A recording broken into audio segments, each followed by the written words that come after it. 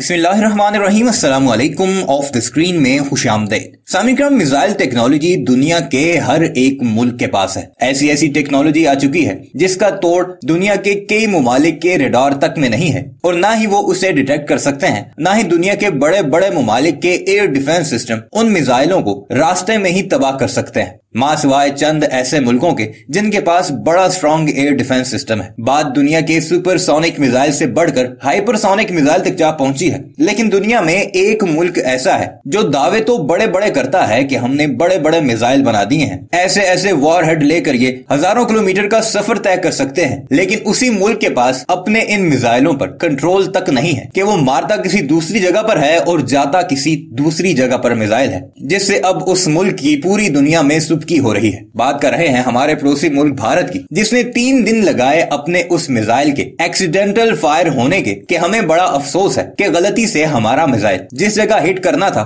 वहां से दूसरे मुल्क यानी पाकिस्तान जाकर गिरा है। दुनिया भर का मीडिया देखें तो अब वो भारत को इस बात पर जलील करता नजर आ रहा है कि अगर तुम संभाल नहीं सकते तो बनाते क्यों हो, बड़े बड़े दावे क्यों करते हो। और अगर यही मिसाइल जो बेशक वार हेड के बगैर था, अगर किसी गैर मुल्की तैयारे को हिट कर जाता तो उसका जिम्मेवार कौन होता, और इसे क्रिमिनल नेग्लिजेंस का नाम दिया जा रहा है। खैर, भारत की वजारत दिफा की तरफ से बाकायदा इसे अफसोसनाक करार दिया गया है और एक अदालती कमीशन बनाकर हाई लेवल इंक्वायरी इस पर कंडक्ट की जा रही है। लेकिन सवाल ये पैदा होता है कि आखिर ऐसा कैसे मुमकिन है कि एक मिसाइल अपने पॉइंट से सैकड़ों किलोमीटर दूर जाकर हिट करे और 3 दिन लग जाए इस बात की इंक्वायरी करने में कि यह मिसाइल आखिर गया कहां है। दुनिया भर में ऐसे कई वाकयात रोनुमा होते हैं जहां मिसाइल का तजर्बा करते हुए एग्जैक्ट लोकेशन पर जाकर वो मिसाइल मार नहीं करता, उससे कुछ मीटर्स इधर उधर निशाने की खराबी की वजह से मार करता है। लेकिन ऐसा पहली बार दुनिया के किसी भी मुल्क में हो रहा है कि एक तो उन्हें पता नहीं चलता कि उनका मिसाइल कब वहां से उड़ा और फिर दूसरे मुल्क जाकर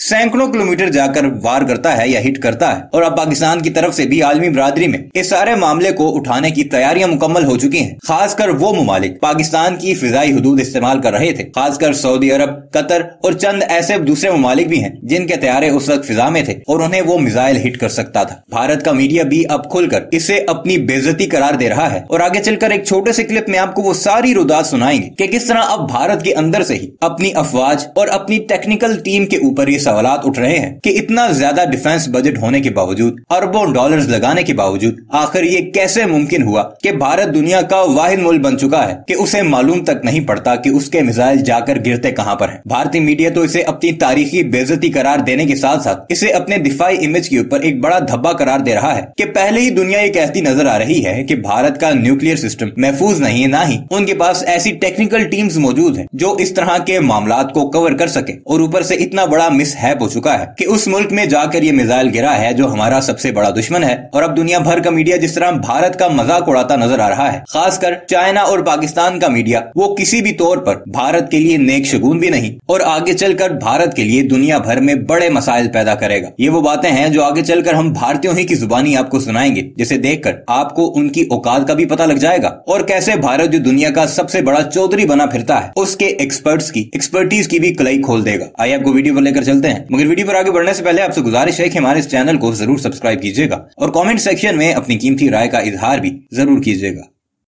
तो फाइनली पाकिस्तान की सेना ने जो शोर मचा रखा है कि भारत की मिसाइल उसकी टेरिटरी में आकर फूटी है, कोई पाकिस्तान के लोग कह रहे हैं जंगी जहाज है, कोई कहता है ड्रोन है, कोई कहता है मिसाइल है, तो उन सभी बातों को रद्द करते हुए भारत की सरकार सामने आई है और भारत की सरकार का कहना है कि वाकई में ही ये भारत की मिसाइल है और ये एक बहुत ही सैड इंसिडेंट माना जाएगा भारत की एक इमेज के लिए कि भारत मान रहा है कि हमारी मिसाइलें आज हमारे ही कंट्रोल में नहीं है और ये मिसाइलें पाकिस्तान के अंदर जाकर फूट रही हैं।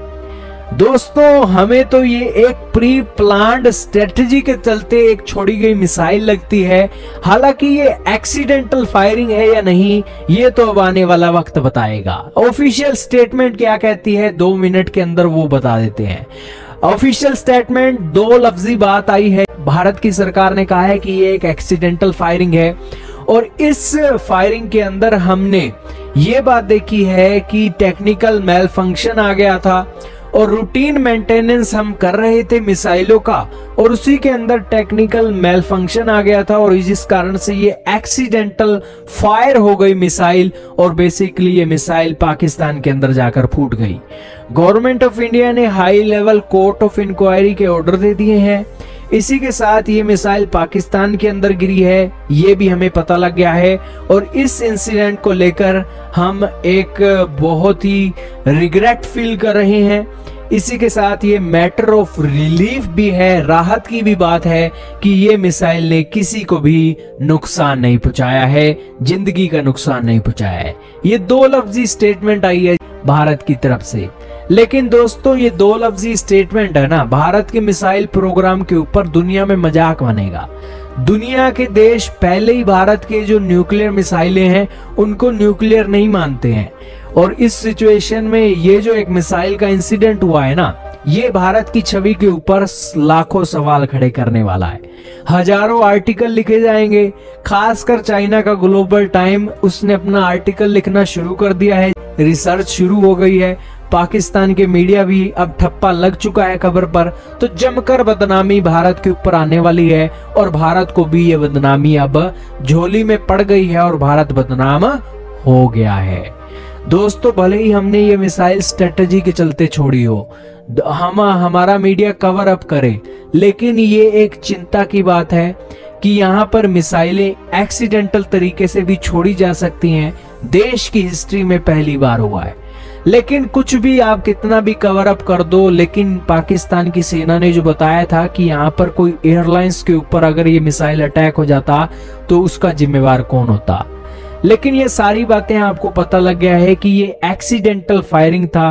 तो बेसिकली दोस्तों यहाँ पर हमारी सरकार कह रही है कि रूटीन की जो मेंटेनेंस करते हैं ना मिसाइलों की, उसी के अंदर टेक्निकल मेल फंक्शन आ गया था, उस कारण से ये मिसाइल दाग दी गई और ये मिसाइल अब पाकिस्तान के अंदर जाकर फूट गई। ये सारी बातें आपको पता लगी हैं। बेसिकली स्ट्रेटजी की ओर देखा जाए तो भारत की सरकार जरूर संदेश देना चाहती है कि हमारी मिसाइलों को समय नहीं लगने वाला है पाकिस्तान के अंदर अगर हम इसे छोड़ने वाले हैं।